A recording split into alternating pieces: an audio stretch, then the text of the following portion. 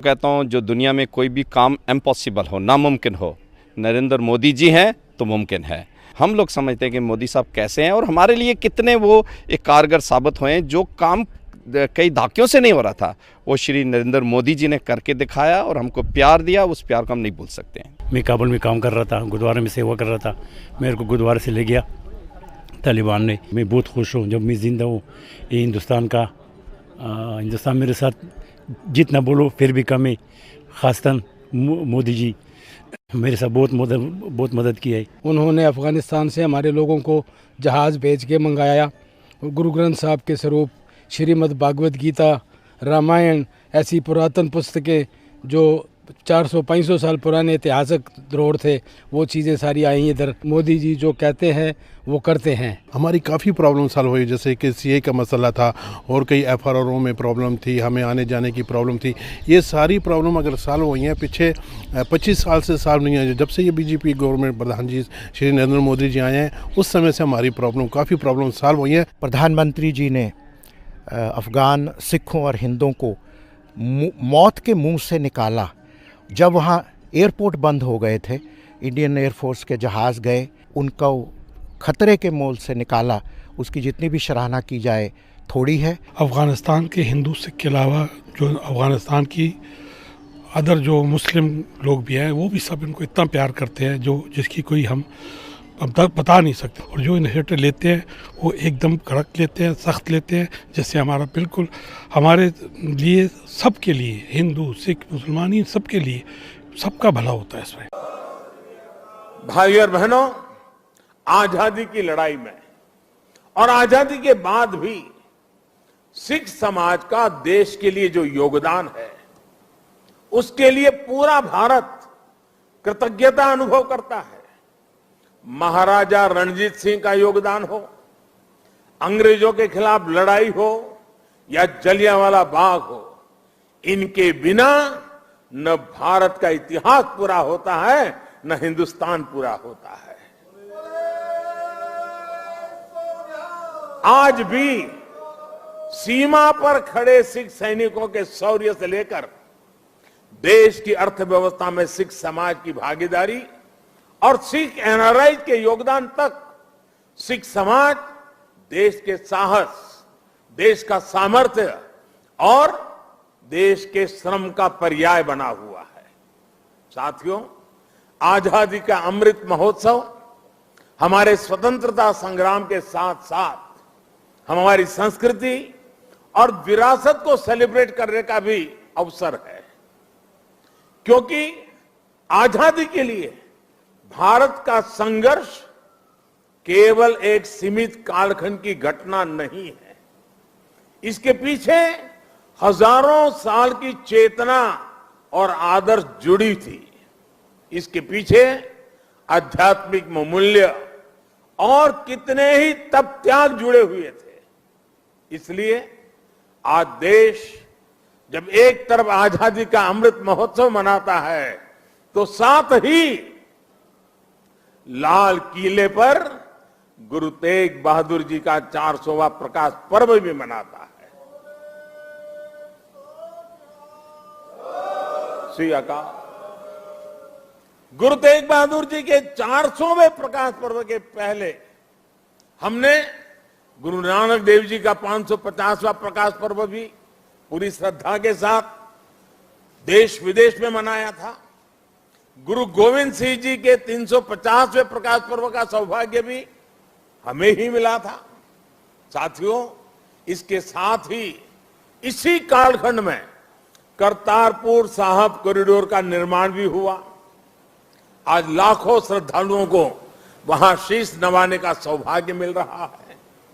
लंगर को tax free करने से लेकर हरमिंदर साहब को एफसीआरए की अनुमति तक, गुरुद्वारों के आसपास स्वच्छता बढ़ाने के लेकर उन्हें बेहतर इंफ्रास्ट्रक्चर से जोड़ने तक देश आज हर संभव प्रयास कर रहा है। और मैं सतनाम जी का आभार व्यक्त करता हूं। उन्होंने जिस प्रकार से वीडियो को संकलित करके दिखाया, पता चल सकता है कि पूरी श्रद्धा के साथ हर क्षेत्र में किस प्रकार से काम हुआ है। आप लोगों से समय समय पर जो सुझाव मिलते हैं, आज भी काफी सुझाव मेरे पास आपने दिए हैं, मेरा प्रयास रहता है कि उनके आधार पर देश सेवा के रास्ते पर आगे बढ़ता रहे। साथियों, हमारे गुरुओं के जीवन की जो सबसे बड़ी प्रेरणा है वो है हमारे कर्तव्यों का बोध। आजादी के अमृत काल में देश भी आज कर्तव्यों को प्राथमिकता देने की बात कर रहा है। सबका साथ, सबका विकास, सबका विश्वास और सबका प्रयास, यही मंत्र हम सबको भारत के उज्जवल भविष्य को सुनिश्चित करता है। एक कर्तव्य केवल हमारे वर्तमान के लिए नहीं है, ये हमारे और हमारे देश के भविष्य के लिए भी है, ये हमारी आने वाली पीढ़ियों के लिए भी है। उदाहरण के तौर पर आज पर्यावरण देश और दुनिया के सामने एक बड़ा संकट है। इसका समाधान भारत की संस्कृति और संस्कारों में है। सिख समाज इसका जीता जागता उदाहरण है। सिख समाज में हम जितनी चिंता पिंड की करते हैं, उतनी ही पर्यावरण और प्लेनेट की भी करते हैं। प्रदूषण के खिलाफ प्रयास हो, कुपोषण से लड़ाई हो या अपने सांस्कृतिक मूल्यों की रक्षा हो, आप सभी इसी तरह के हर प्रयास से जुड़े नजर आते हैं। इसी श्रृंखला में मेरा आपसे एक आग्रह भी और है। आप जानते हैं कि अमृत महोत्सव में देश ने के सभी जिलों में, यानी हर जिले में 75 अमृत सरोवर का संकल्प लिया है। आप भी अपने पिंडों में अमृत सरोवरों के निर्माण का अभियान चला सकते हैं। साथियों, हमारे गुरुओं ने हमें आत्मसम्मान और मानव जीवन के गौरव का जो पाठ पढ़ाया, उसका भी प्रभाव हमें हर सिख के जीवन में दिखता है। आजादी के अमृत काल में यही देश का भी संकल्प है। हमें आत्मनिर्भर बनना है, गरीब से गरीब व्यक्ति का जीवन बेहतर करना है। इन सब प्रयासों में आप सभी की सक्रिय भागीदारी होना और आप सबका सक्रिय योगदान होना बहुत अनिवार्य और आवश्यक है।